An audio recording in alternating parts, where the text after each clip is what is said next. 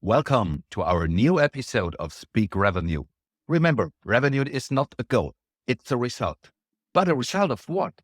In this show, we turn our eyes from the output towards the inputs. We speak to sales leaders and entrepreneurs about the journeys.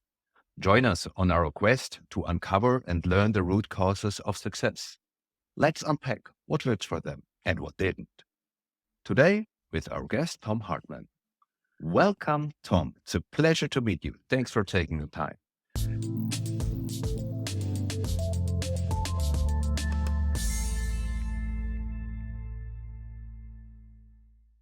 Thomas, thank you. I'm really excited to be here and appreciate the opportunity.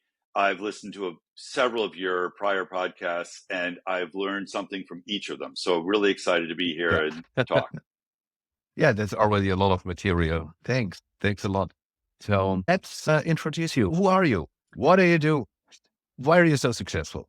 So thanks. I am a longtime sales leader. I'm first in media, then in technology associated with advertising. So from big companies like the Walt Disney Company to Condé Nast, and then segued into technology sales. You probably know DoubleClick, which is now owned by Google, and really have made my way through a number of different roles. So from multi-billion-dollar companies to startups. And currently, I am a executive coach. I launched this business in February of this year, Hartman Nice. Executive Coaching. Awesome. So a lot of experience, and you're able to channel this now in your own service with your services, right? Exactly. Throughout my career in management, I've always loved to help people thrive and grow. And being an executive coach to sales and marketing leaders and CEOs brings that part of my work experience, which I love. And then I don't have to do performance reviews or look at Salesforce dashboards. So it's really a pure play on what I love. It must be an exciting journey. Just started the business this year. Would be interesting to know, what are your goals for this year, for the first year, and maybe also next year? Yep. So I have been very fortunate that a number of former colleagues and clients have reached out and are now either clients or they've referred clients to me. So the business is going very well for the first year. But my next stage of growth is to look at corporate clients. So have companies bring me in to manage their needs for executive coaching for their team. Great. I think that's really challenging. In your business area, handling both opportunities with people that are relevant for new positions, but also the hiring companies. How do you make sure there's enough pipeline on both sides? What's your plan? Yeah, so I think it really draws upon all those areas of expertise that you and your listeners have in sales, right? So I have one persona who is the individual person who contacts me directly. And then I have the corporate hiring decision maker who's a different persona and has different needs. And so for the corporate person, it's the first step was doing research in the marketplace. What do they care about? There are two primary hiring people, the CEO and the head of HR. And then where are their needs not being met currently? And what we find in early stage tech companies, and by early stage, I mean under 75 million, is they don't have the resources either from management or from HR to grow their best people into great. That is one area of focus. Identify the need, identify the pricing and packaging, and then support those clients. And the next is somebody who has high value and very defined needs for growth. And so often those are the two models of where I'm brought in. Okay. So maybe we could talk a little bit about sales leaders, current circumstances sales leaders are struggling with. It's a very dynamic area, especially after different crises and maybe new developments, also tech developments. What do you think are the main challenges sales leaders are struggling with today? Yeah, I would look at them from a macro level, a company level, and a personal level. Okay. So from the macro level, the market and technology are changing so quickly. There are two things that my clients are focusing on. One, how do they advance their learning when they don't have enough time, right? Because let's take AI.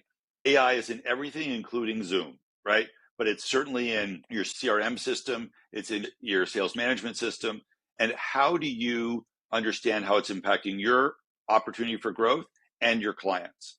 So that's a learning agenda. Second is, as your markets have changed, and Thomas, you mentioned this as we've spoken, like markets are changing so quickly. How do you bring your management, your senior management along to be aware of the journey and how their market is changing? And this is important for product people. It's certainly important for your finance team, your CEO.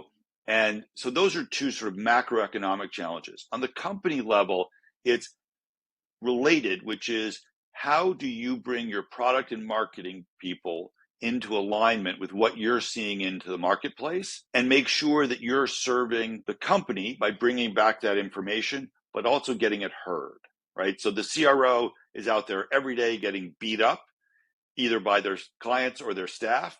And how do they bring that information back? And on a personal level, I think that it is the biggest challenge people face in these markets is maintaining credibility with their three customers, their senior management, their sales team, and their clients. And I think from a personal point of view, if you think about executive coaching, which is what I do, it's to create a confidential space where the CRO is an expert in all these things, has a moment and a partner to figure out what they want to do next.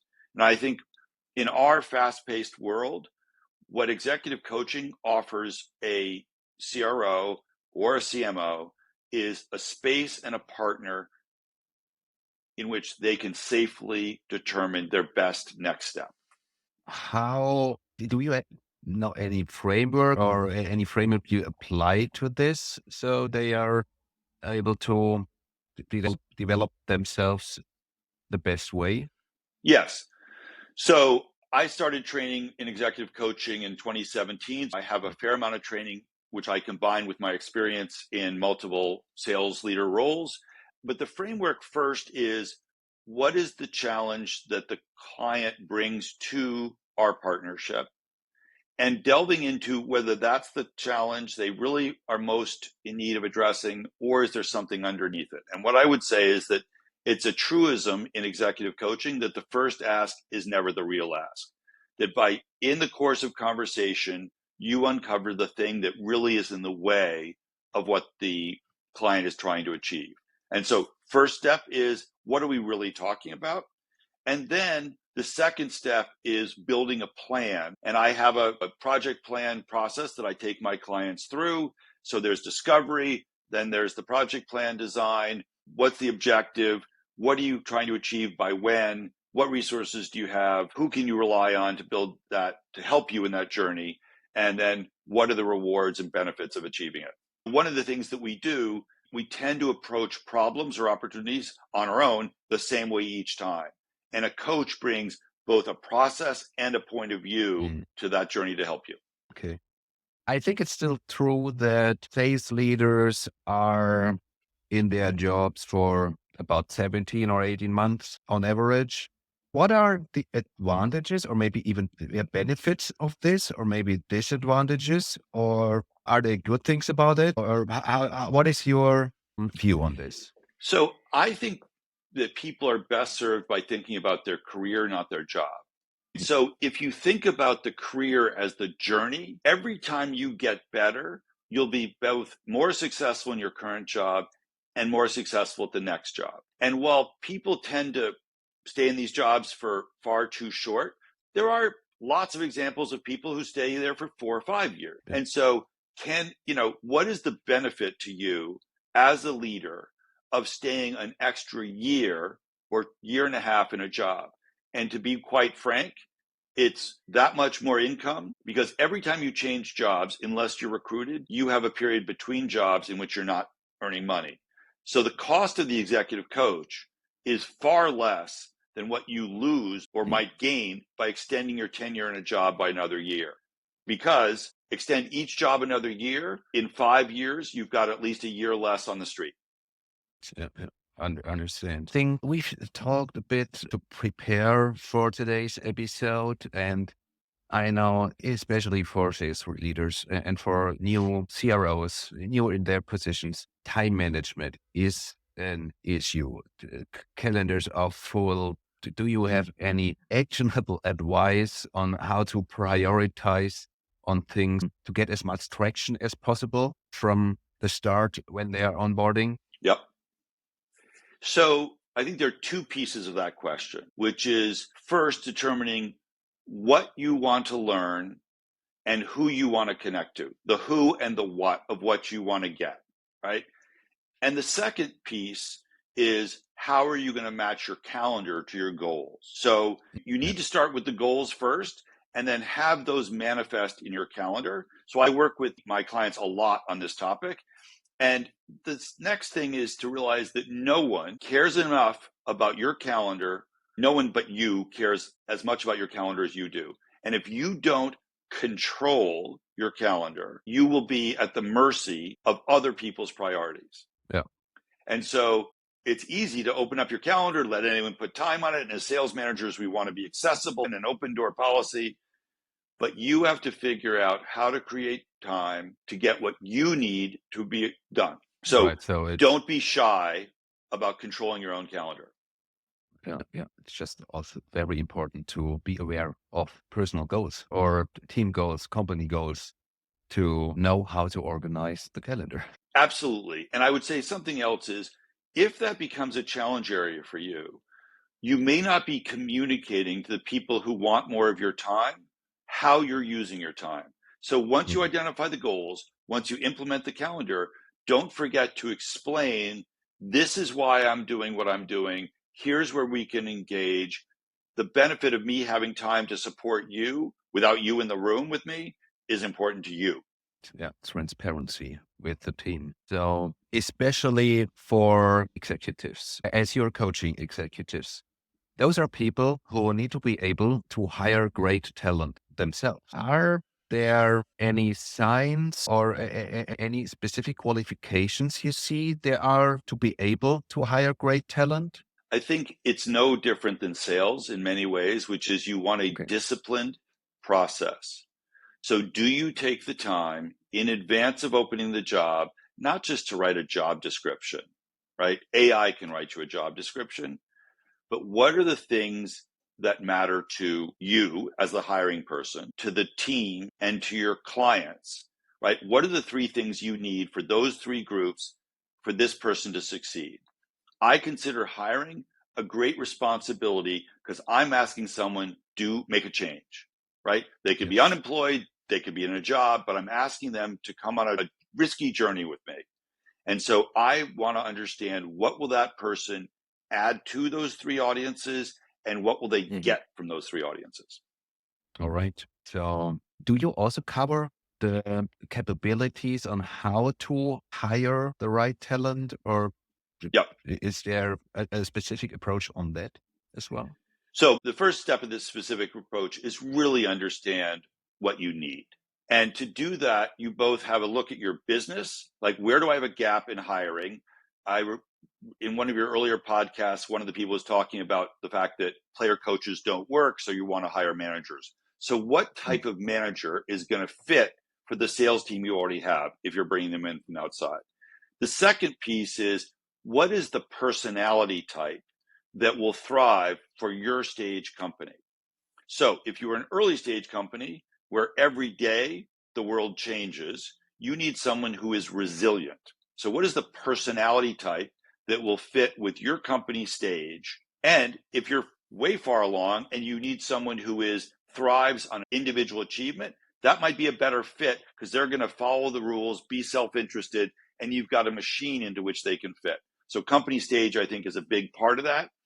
Goals, team, and company stage. And then I think there's, people say you can teach skills, but you can't teach salesmanship.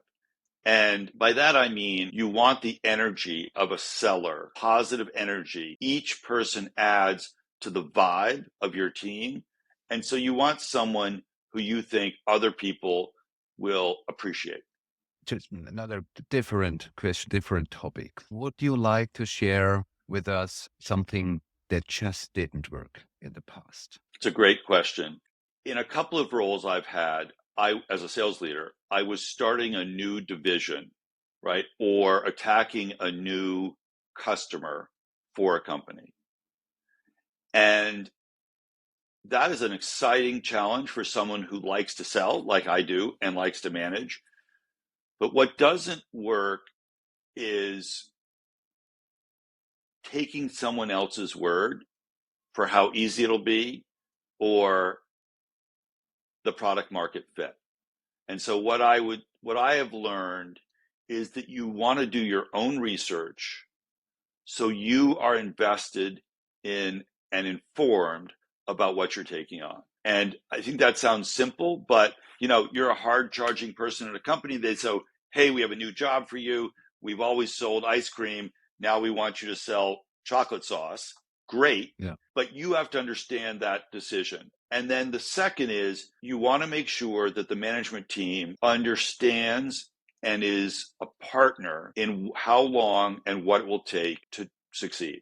And I think one of the biggest things I would have learned is if your management team, that is to say the bosses, have not tried to sell another customer profile or launch a new division, they don't have the learning to properly support you. So understand the experience of the people who are offering you the opportunity. That's really interesting. Are expectations that something should work nicely and should be appreciated by the market, but as long as you haven't tried it yourself, you don't know. So how would you delegate it and make sure there is success? How do you communicate this? Might be challenging, maybe in some cases, to communicate it to the board and really insist on maybe measurable insights or any measurable goals. How do you overcome, maybe there's some hesitation on the sales leader side or maybe skepticism on the board side? So good coaches ask questions rather than give advice, right? Because the neuroscience is if someone comes to a decision themselves, they are 4 times as likely to actually follow through and do it versus telling them to do something.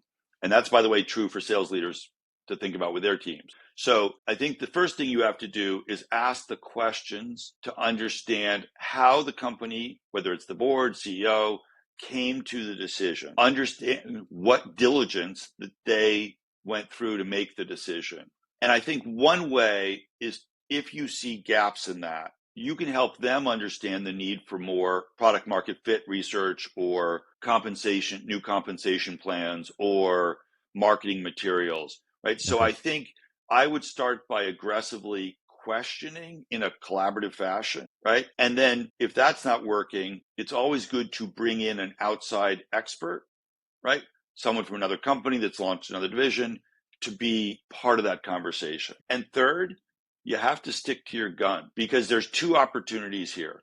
One is if you've done your research and you have a point of view that this may be the right decision, but the wrong metrics for success, or it's the wrong decision, you're better off stating that up front than going out into the marketplace, failing and coming back and saying, I knew this from the start. Stick to your guns, stand up for what you believe.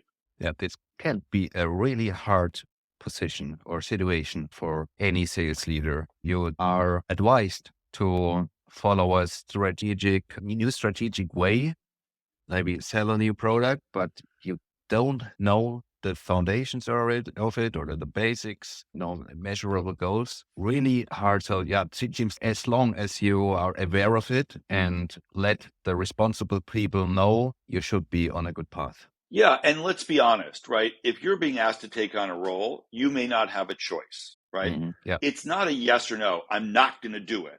It's how can I increase my likelihood of success? What steps can I take to advance the moment when we succeed? So I don't want to pose it as I'm not going to do it because that's not probably an option. But what you can do is set up an expectation of reality and communicate it early. And by the way, whether or not your management or board agrees with you, you are on the record as someone who stands up, does their homework, and states what they believe in. And that's a pretty strong character value that most boards recognize and reward. Yeah, maybe you're the guy who destroys all the excitement and nice new expectations, but it's just professional. Yeah, one of your guests talked about one of the most important things a CRO can do is decide who you're not going to go after. Yeah. And the same thing can be said about a new market. It could Yes. be, yes, we should go after it, but in 6 months or a year. It could be, yes, we can go after it, but we need this product enhancement, or we need a different type of seller. It's generally not a no. It's a, here's how we need to shape the effort. Yeah. So when did you realize it's a product without real market fit, and how did you realize it when you were in this situation? So every technology company wants to be SaaS, right? One of the Yeah. most common things is an early stage company that says, "Oh, we're SaaS, right? We're self-service, right?" And I've been in a situation where a company is claiming my company is claiming to be self-service, Yeah. and it just isn't. And so the product was terrific, but the feedback from the clients clearly showed that they couldn't use it, right? Mhm. Okay. And so the product market fit as a SaaS product, there wasn't that fit. And so we had to go back and refine the product so that the interface and some of the functionality fit better for an inexperienced user. I think that's true for many new companies at the early stages. They try and maybe think they've released a SaaS product, but it's a lot of manual tasks still, and a lot of a journey to be done until you're really at the SaaS product stage. Until then, it's maybe rather do it with you or do it for you service, something like that. Yeah. Which boards hate. Boards want to hear that Yeah. everyone can adopt the product, that it's completely self-service Right. because they want the higher multiple. And you can end up learning a lot by in a managed service solution by what your clients actually need and use to improve the product more quickly. So if you look at it as a benefit versus a failing, right? You often can move to a SaaS solution much more quickly. But if you're constantly fighting that market fit challenge, you're just going to delay your actual goal. Do you remember how much time it took to go on the right path again after you realize it doesn't work to correct it and be more successful again? So in this case, I'm thinking of there were two stages. There Mhm. was the stage of senior management understanding that there were unavoidable changes that had to be made. And then there's the process for the product to be built, Yeah. right? It took almost a year for senior management to adopt the feedback, and then Okay. it took another 9 months to roll out the product.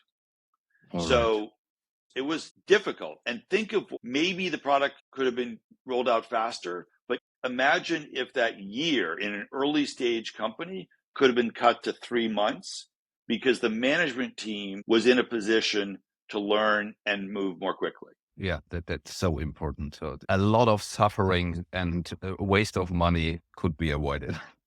And a lot of suffering for CROs in particular. Yeah, yes, exactly. So as we come to the end of the episode, maybe one last question. Is there any additional lesson learned you'd like to share with the audience? Maybe especially focusing on sales leaders? Yeah. So whether you hire a coach, and my company is Hartman Executive Coaching, you can find me on the web, Thomas Hartman, Tom Hartman through LinkedIn or on my website, or whether you find a mentor or partner, another CRO, it's critical to not be isolated in your journey, Yeah. right? It's not that you don't have the answer. The assumption of executive coaching is you do have the answers. You just don't have the space and the partner that will allow you to hear the answers and act on them. And so my biggest piece of advice is you cannot afford not to have that partner because it will accelerate the speed to goal, and it will reduce revs where things didn't work. Yeah, you are not alone. You don't need to be alone. You shouldn't be alone. If help is needed, just visit Hartman Executive Coaching. I think that's a nice finalization of our episode. Brings us to the end of the Speak Revenue episode. I want to thank you, Tom Hartman, for joining us today, sharing such valuable insights. A huge shout out To all our listeners, your support means the world to us. Remember to check out our website at speakrevenue.com for a full transcript and additional resources. If you enjoyed the show, please leave us a review on Apple Podcasts or wherever you go for your listening needs. Really helps get the word out. Also, follow us on LinkedIn at Insta or on YouTube.